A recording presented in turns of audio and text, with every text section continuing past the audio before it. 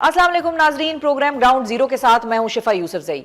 हुकूमत और पीटीआई की मौजूदा सूरत हाल को अगर एक जुमले में समेटना हो तो यही कहा जा सकता है कि हुकूमत की जान महंगाई और बिजली बिल्स पर धरनों और अवामी गुस्से से नहीं छूट रही, और पीटीआई को यह समझ नहीं आ रहा कि जलसा और धरना करना कैसे है। जमात इस्लामी के बिजली बिल्स और टैक्सेस पर धरने को घर भिजवा कर भी हुकूमत ने बमुश्किल सांस ही लिया था कि यूटिलिटी स्टोर्स कॉरपोरेशन के हजारों मुलाजमीन ने इदारे के बंद किए जाने की खबर सामने आने पर इस्लामाबाद में धरना दिया, जबकि गुज़िश्ता रोज ही बिजली बिल्स और टैक्सेस के खिलाफ ताजरों ने भी मुल्कगीर हड़ताल की।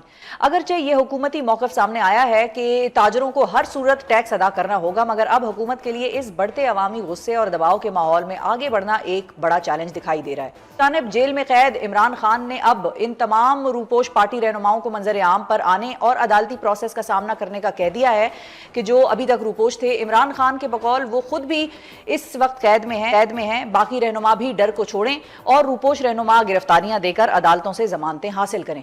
इस वक्त हमाद अजहर, मुनस इलाही, जुल्फिकार बुखारी, मुराद सईद और कासिम सूरी समेत मुतअद्दिद पीटीआई रहनुमा 9 मई मुकदमात में मफरूर और रूपोश होने के बायस इश्तिहारी करार दिए जा चुके हैं। इमरान खान का यह मुतालबा एक ऐसे वक्त में सामने आया है कि जब 22 अगस्त का जलसा अचानक मुलतवी किए जाने पर मुख्तलिफ चेमोगोइयों के बाद अब पीटीआई 8 सितंबर को इस्लामाबाद में जलसे का ऐलान कर चुकी है।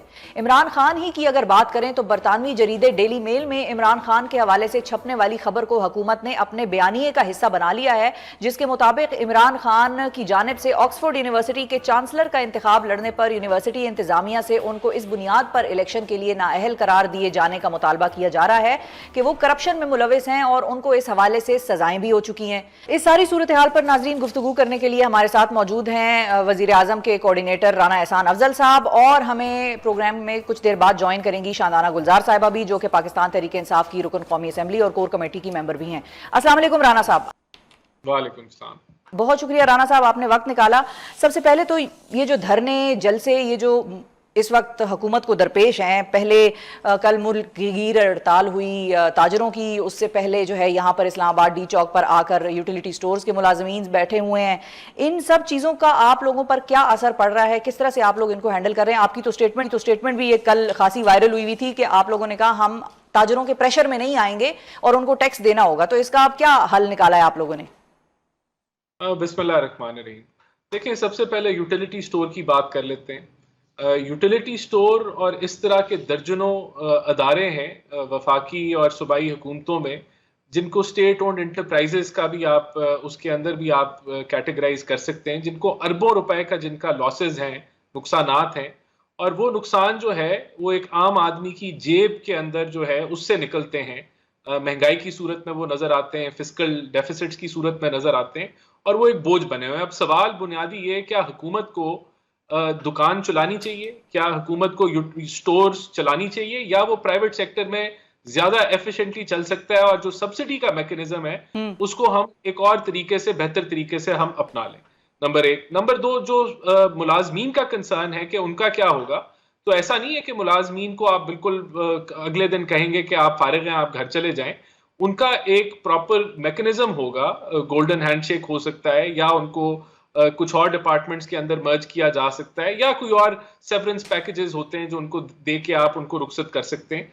तो वो हम उसी तरफ बढ़ रहे हैं, लेकिन ये इसको सियासत की नजर नहीं होना चाहिए, क्योंकि ये हमारा हुकूमत का नुकसान नहीं होगा कि अगर ये नुकसान करने वाले या इनएफिशिएंट अदारे चलते रहेंगे, जो 76 सालों में इस मुल्क का नुकसान होता रहा है वो जारी रहेगा। एक इसमें ये डिबेट होती है कि आप इनको एफिशिएंट क्यों नहीं कर सकते। हम कर सकते हैं और हम कर रहे हैं, लेकिन अगली हुकूमत उसको नहीं एफिशिएंटली चलाएगी तो वो और नुकसान करना शुरू हो जाएंगे। तो बात ये कि कारोबार से हुकूमत को निकलना चाहिए। जहां तक टैक्सेस की बात है, ताजरों की, तो ये भी कलेक्टिव फेलियर रहा है। 76 सालों में पाकिस्तान जो है वो ताजरों को टैक्स नेट में नहीं ला सका। उसमें हमारी हुकूमतें भी रही हैं, उसमें शादाना साहिबा की पीटीआई भी रही है, लेकिन वो ताजरों को टैक्स नेट में नहीं ला सके। और जब भी ताजरों को टैक्स नेट में लाने की बात होती है तो हड़तालें शुरू हो जाती हैं, तो शटर डाउन हो जाती है।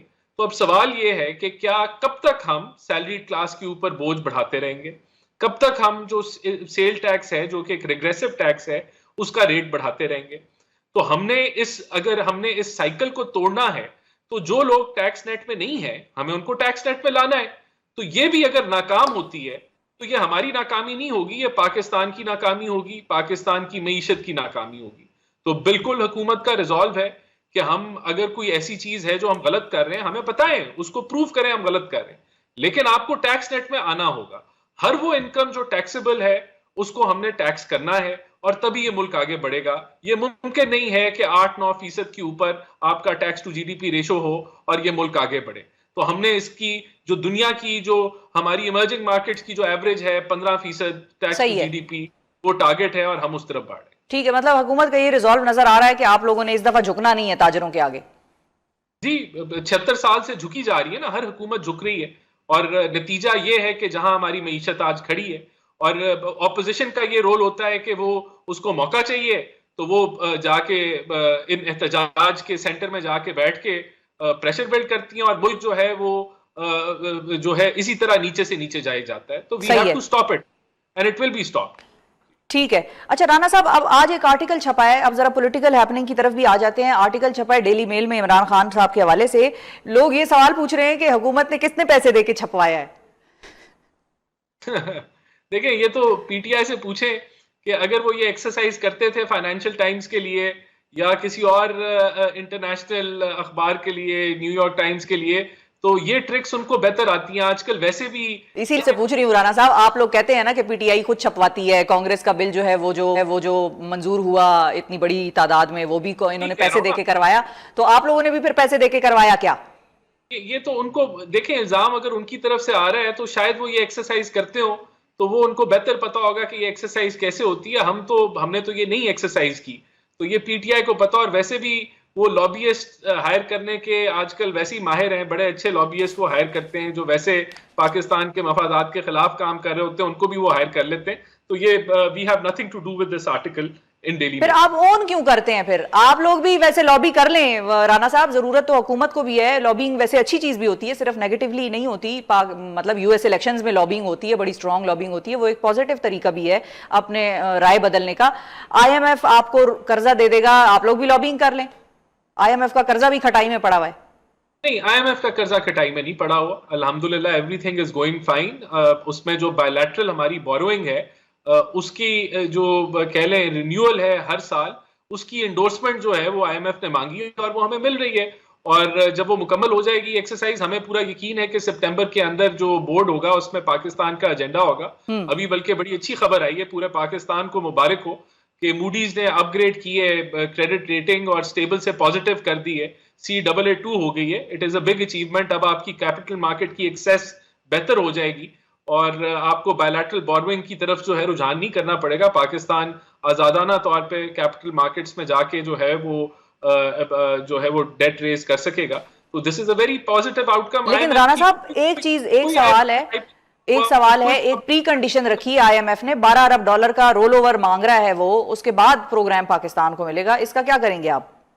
اسی کا میں نے ذکر کیا نا، جو آپ کی بائیلیٹرل بوروئنگ ہے، جو ڈپازٹس ہمارے بائیلیٹرل دوستوں نے ہمیں رکھوائے ہوئے ہیں، اس کا جو رول اوور ہے اس کی انڈورسمنٹ ان کے ممالک سے چاہیے اور وہ ہمیں مل جائے گی. اس میں کوئی پرابلم نہیں نظر آ رہا ہمیں. There is no problem in that. ہمیں China is standing behind us, سعودیہ is there, UAE، all are ادھر. کہیں کسی بائیلیٹرل بوروئنگ میں ہمیں کوئی ہچ نہیں نظر آ رہی کہ وہ رول اوور ہو جائیں گے اور اس کی انڈورسمنٹ آ جائے گی. تو یہ it is just an exercise which is taking place and it will happen.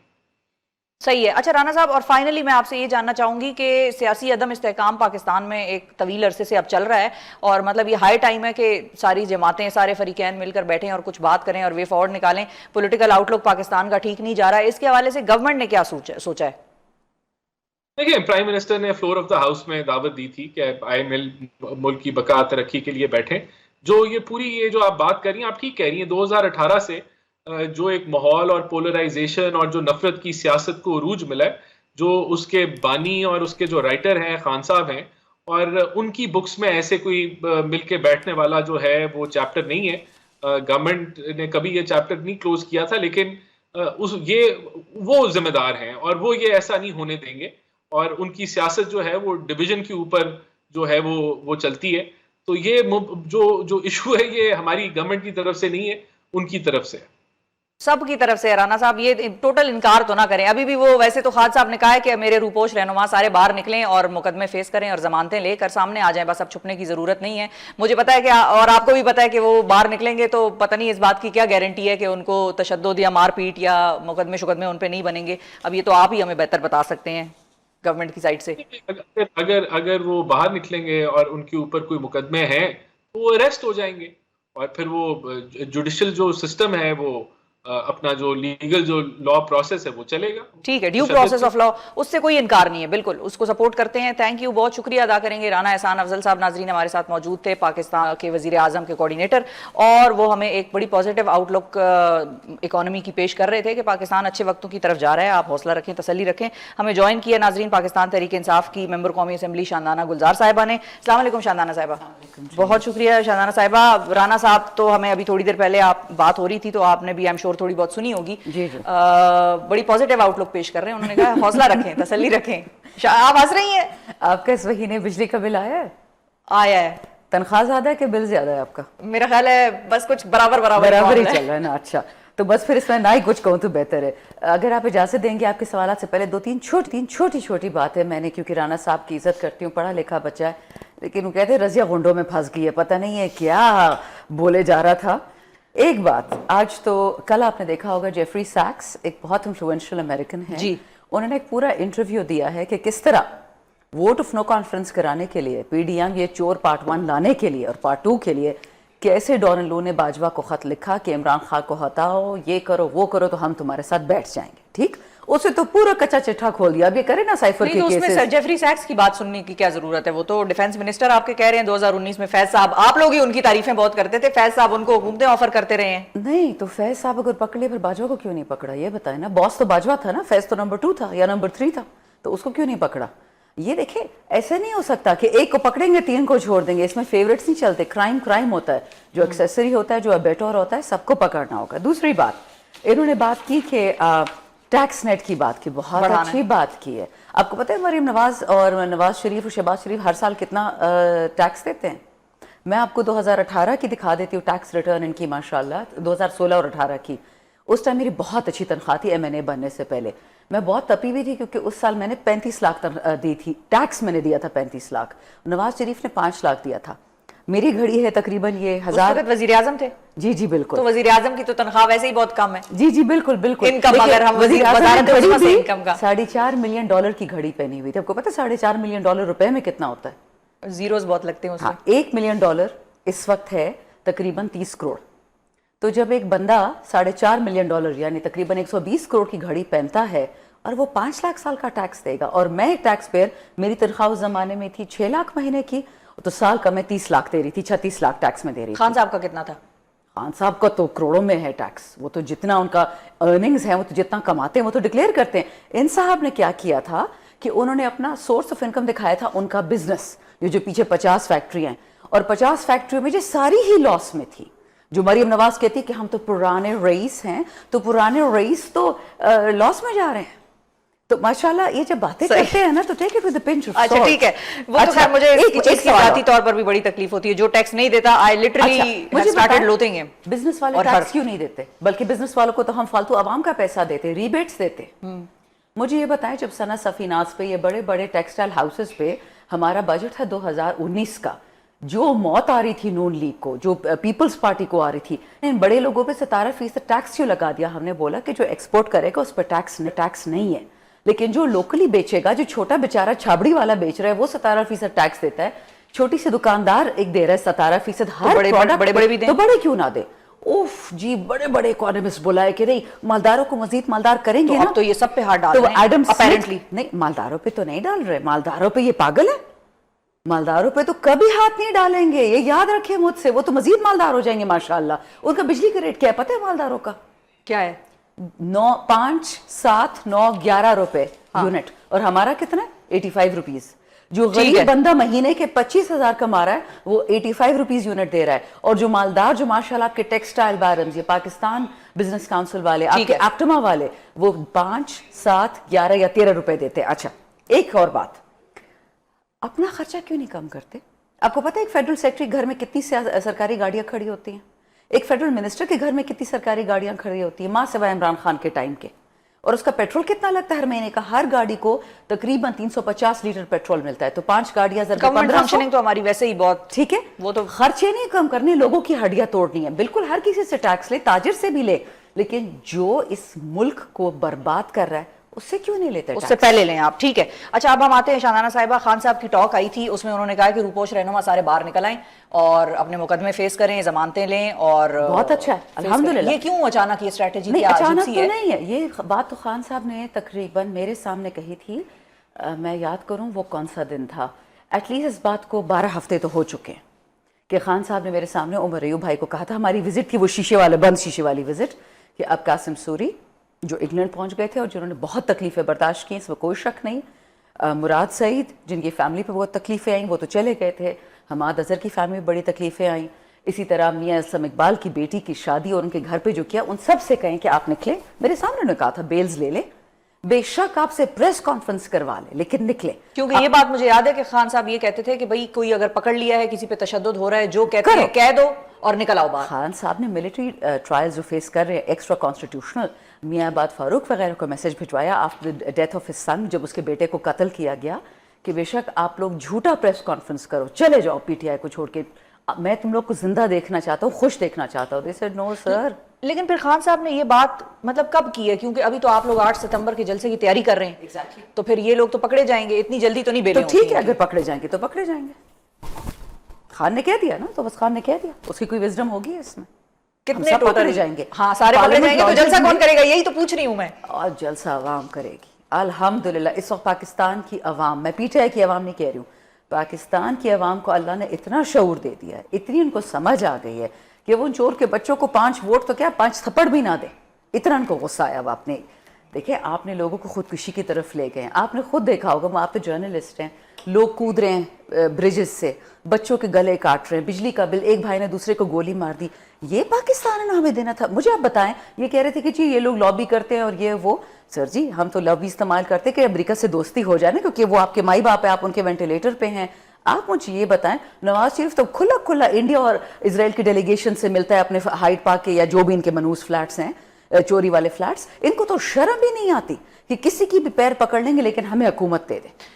لیکن پھر میں اسی بات پہ واپس آؤں گی, جو روپوش رہنما اور یہ سارا معاملہ ہوا ہے کہ اب خان صاحب نے کہا کہ بس اب نکل آئیں اور فیس کریں لا کو, کہیں اس کی یہ وجہ تو نہیں ہے کہ حماد اظہر صاحب کے حوالے سے بہت زیادہ بات ہوئی اور ان کا پھر استعفیٰ آیا اور بہت زیادہ بات ہو رہی ہے, اور ان کے بارے میں لوگ پوچھ رہے ہیں بھائی وہ سامنے کیوں نہیں آتے, پنجاب کی لیڈرشپ ہے, اور گنڈاپور صاحب کا بھی ایک ایسا لوگ ہیں جو یہ ایک طرح سے تانا ہم اس کو کہہ سکتے ہیں کہ وہ یہ تانا دے رہے ہیں کہ بھئی ہم سامنے ہیں تو پنجاب والے بھی سامنے نکلیں, کے پی والے سامنے ہیں, جیلوں میں گئے ہیں تو پنجاب والے بھی نکلیں, اور وہاں پہ کی لیڈرشپ پھر حماد اظہر کی ہے. دیکھیں پنجاب میں پچھلے 2 سال, کے پی میں تو ہوا ہے, ہم تو کے پی اور بلوچستان تو 77 سال سے مار کھا رہا ہے, آپ کو پتہ ہے مجھے پتہ ہے, ہم تو پٹ پٹ کے رل گئے ہیں. اب ہم ڈھیٹ ہو گئے, اب ہم نہیں ڈرتے. مارنگ بلوچ پہ نکل آئیے, ہم بھی نکل آئے ہیں. آپ نے کبھی سوچا تھا کہ کے پی کی عورت پنڈی کی جیل میں جائے گی؟ ہمارے علاقے میں سے ہو سکتا ہے کہ مرد پولیس اندر گھسا ہے, عورتیں پولیس آتی. میرے پیچھے 35 لوگ آئے تھے پنجاب, آل مین ایکسپٹ فار 2 گرلز, بیچاری چھوٹی چھوٹی ڈری ہوئی تھیں. ٹھیک ہے, آپ مجھے یہ بتائیں, ڈاکٹر یاسمین راشد, عالیہ حمزہ, سنم جاوید, عائشہ بھٹا, ختیجہ شاہ, طیبہ راجہ, کیا یہ پنجاب نہیں ہے؟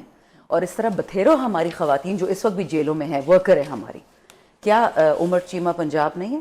سینٹر اعجاز پنجاب نہیں ہے؟ محمود رشید صاحب پنجاب نہیں ہے؟ ہمارے تو لوگوں نے ہڈی پسلیاں توڑ دی پنجاب میں بھی.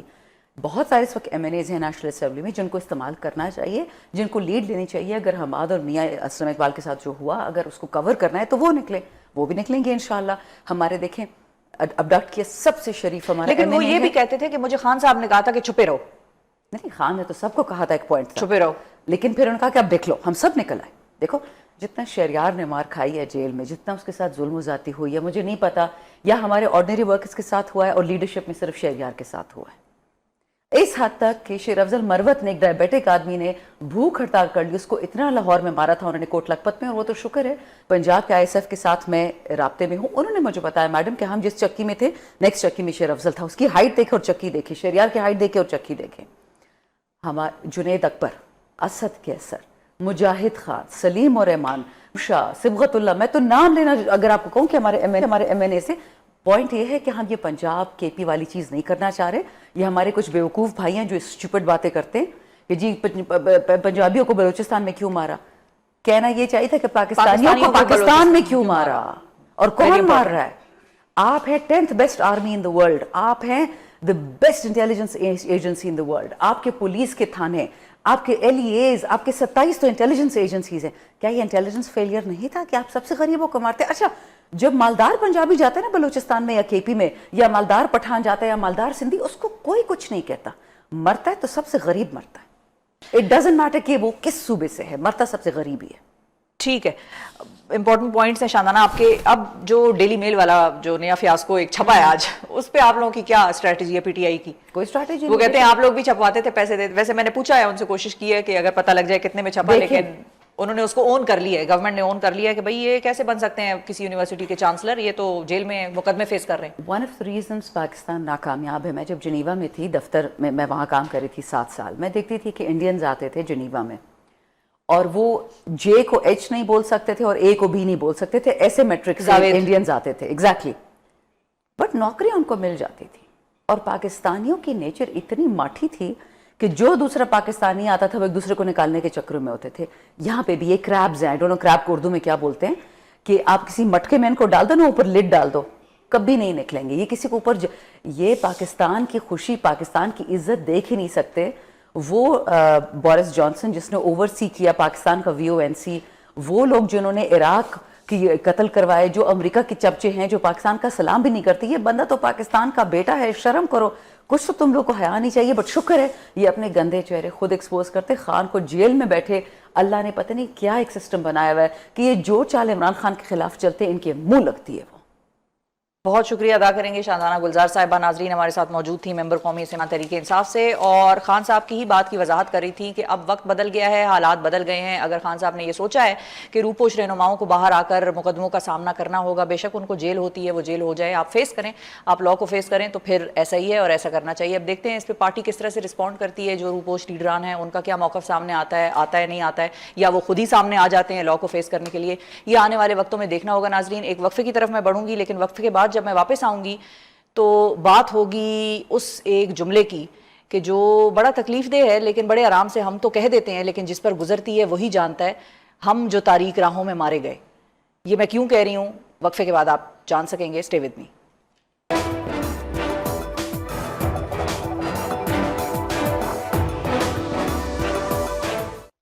ہم جو تاریک راہوں میں مارے گئے, یہ جملہ ہم ان پاکستانی صحافیوں کے نام منسوب کر رہے ہیں کہ جو اپنے صحافتی فرائض کی ادائیگی کے دوران قتل کیے گئے.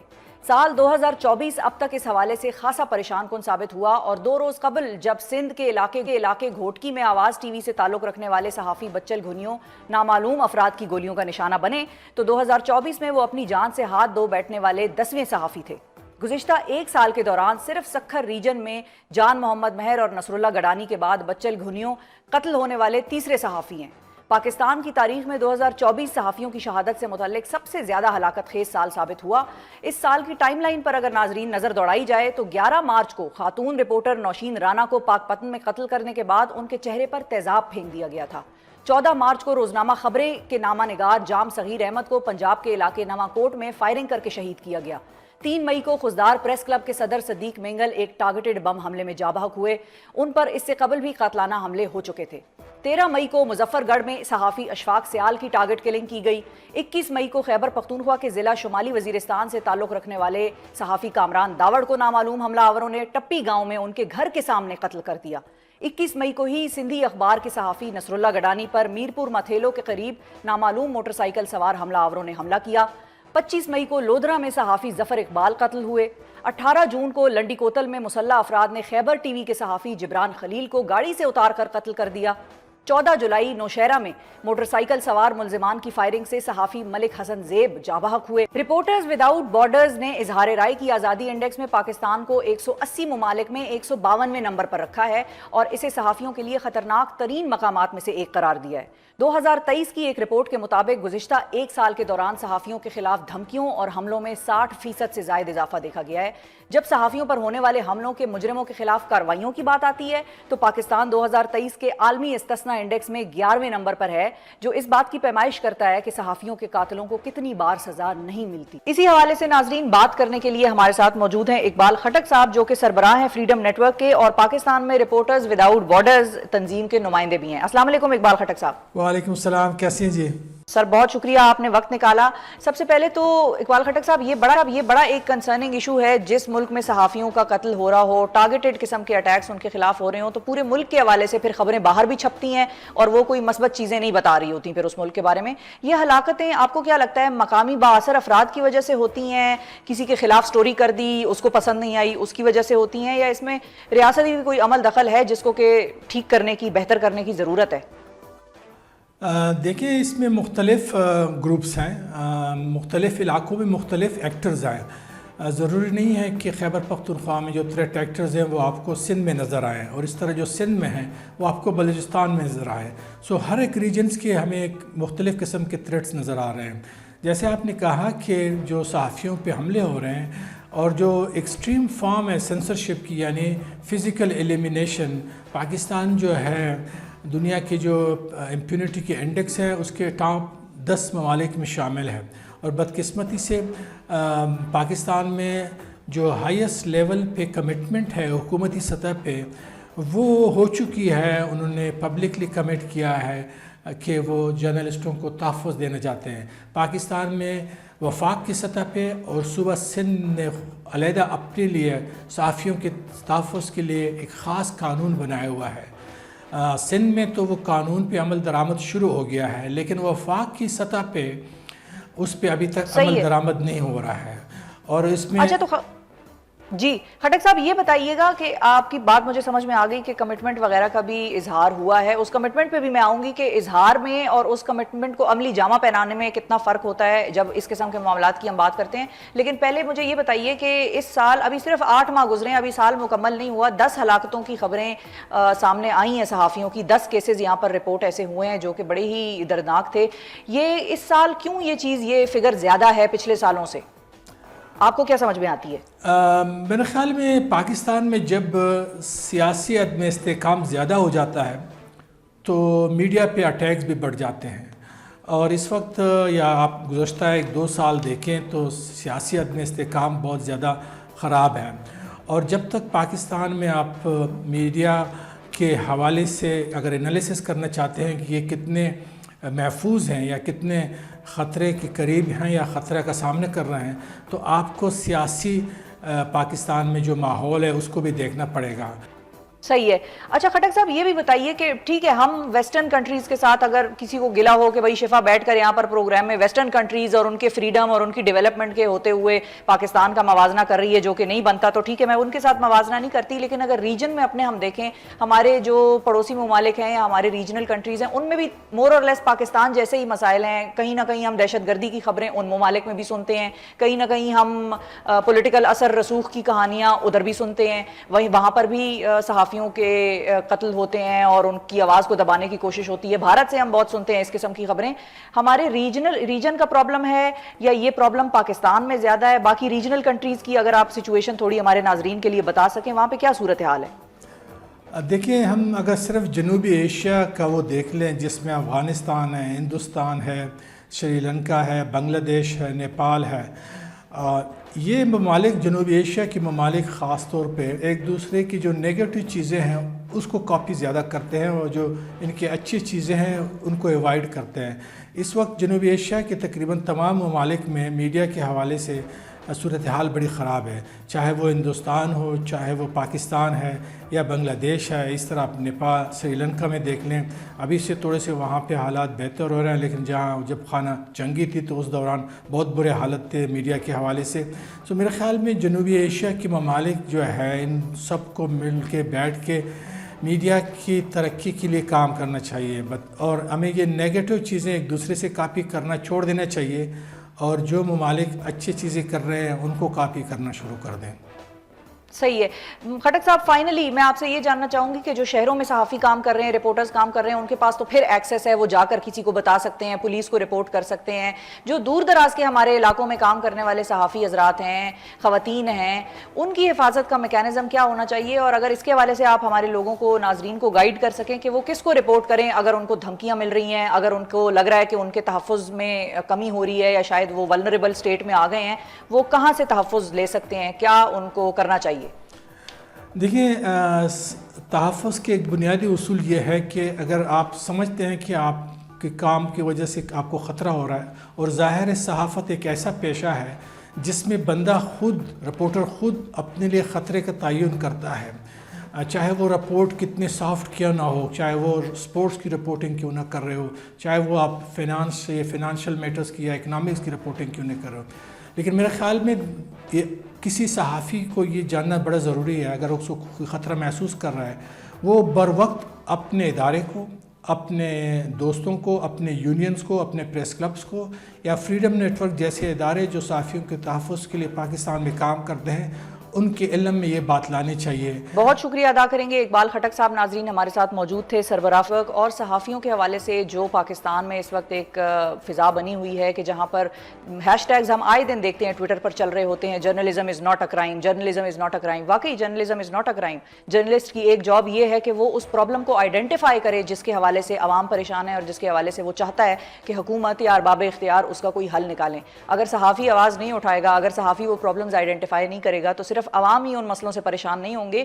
ہمارے بیوروکریٹس, ہمارے سیاستدان, ہمارے اعلیٰ عہدیداران, ارباب اختیار بھی اسی عوام کا حصہ ہیں, وہ بھی وہی سروسز استعمال کرتے ہیں جو کہ ایک عام آدمی کر رہا ہوتا ہے. تو صحافی is constantly identifying the problem جس کے لیے وہ سولوشن ڈھونڈنا چاہ رہا ہے یا جس کے لیے ایک کمیونٹی کے طور پر ہمیں سولوشن آفر کرنا چاہیے. صحافی کی, اور اقبال خٹک صاحب نے ایک بڑی امپورٹنٹ بات کی کہ سیاسی عدم استحکام جو اس سال میں سب سے زیادہ ہمیں نمبرز دیکھنے میں آئے ہیں صحافیوں کے قتل و غارت کی, سیاسی عدم استحکام کا اس میں بہت حد تک عمل دخل ہے. اور ریجن کے حوالے سے بھی میں نے اس لیے پوچھا کہ لوگ اکثر ہم صحافیوں سے یہ گلہ کرتے ہیں کہ آپ لوگ پاکستان کو ویسٹ کے ساتھ کمپیئر کرتے ہیں. نہیں جی, میں پاکستان کو ویسٹ کے ساتھ کمپیئر نہیں کر رہی, میں پاکستان کو ہمارے ریجن کے ساتھ کمپیئر کر رہی ہوں. اور پاکستان ہی نہیں, صرف بھارت کے آپ حال دیکھ لیں, آپ باقی ممالک کے ہمارے حال دیکھ لیں, وہاں پر بھی صحافی اسی طرح سے ٹارگیٹڈ اٹیکس کا نتیجے میں اپنی جانیں کھو رہے ہیں. ہمیں اس کے لیے ایک میکینزم تیار کرنا ہوگا اور یہی ہماری ایک آخری پریشانی نہیں ہے. اسی کے ساتھ میں ایک وقفے کی طرف جاؤں گی ناظرین. وقفے کے بعد جب واپس آؤں گی تو عوام کی ایک اور پریشانی یہ ہے کہ مہنگائی اور بے روزگاری ہو یا بجلی کے بڑھتے ہوئے نرخ ہوں, اس کے حوالے سے عوام نے بڑا برملا اور کھل کر اظہار کیا ہے. ایک سروے آیا ہے پاکستان میں, وہ کیا بتاتا ہے ہمیں اور کیا ٹرینڈز ہمیں اب آگے آنے والے دنوں میں دیکھنے کو ملیں گے, اس پر بات ہوگی ایک وقفے کے بعد. اسٹے ود اس.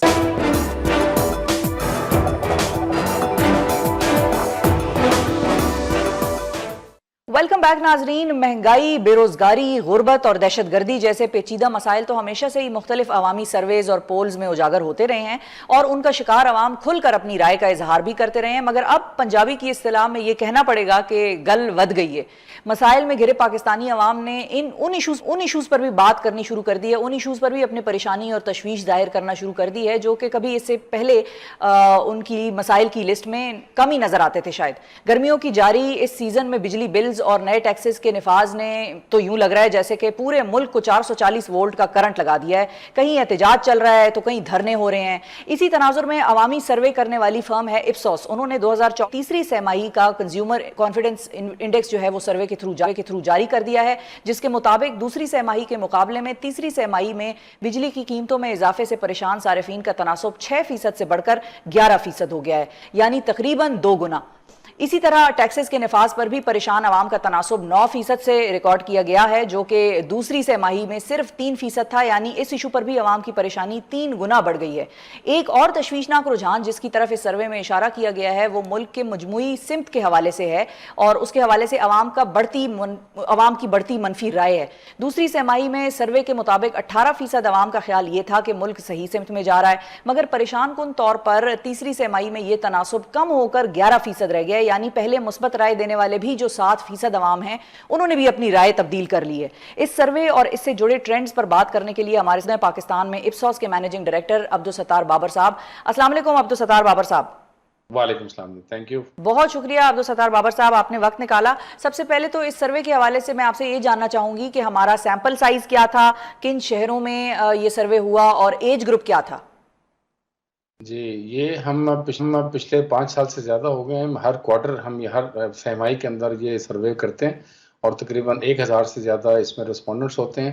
18 سال کی عمر سے زیادہ تمام جو پاکستانی ہیں، جس میں تمام شہروں کے، تمام دیہاتوں کے، تمام صوبوں کے، کشمیر، جی بی، تمام علاقوں کے تمام لوگ شامل ہیں. تو اس میں شہروں کی بات کریں تو وہی تناسب ہوگا جو پاکستان میں تمام شہریوں کا اور دیہاتوں کا ہے.